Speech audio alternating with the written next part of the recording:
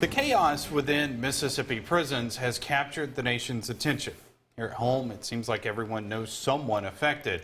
Former guards, former inmates, family members are all vocal on social media. Family members and inmates are focusing on what they say are poor living conditions throughout the state's facilities. But another big challenge, the statewide shortage of correctional officers, which state leaders believe is one of the reasons behind the uptick in the violence.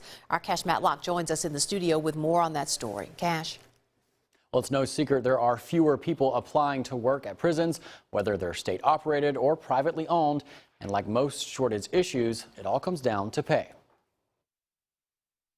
$26,000 a year. That's the average salary of a correctional officer in Mississippi. According to Salary.com, the average salary in neighboring states like Alabama, Tennessee, and Louisiana is anywhere from $38,000 to $43,000. Statewide, yes, there's a shortage of correctional officers, and for good reason. It's not one of your higher paying jobs, it's not one of your most glamorous jobs, and it's one of the hardest jobs that you can do in law enforcement world. Winston County Sheriff Jason Pugh says his guards make just a little over minimum wage. We're starting correctional officers out at a little over $9 an hour right now, and that's not, in the world we live in, terribly good money. The average income for a Walmart employee in Mississippi is almost $10 an hour.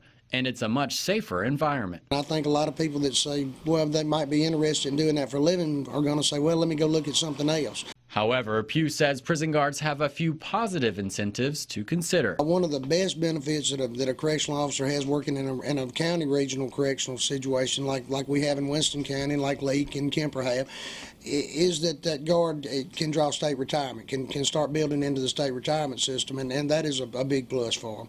The prison system is also dealing with another kind of shortage. A former Parchman inmate says for every 60 guards, 50 of them are female and only 10 of them are male.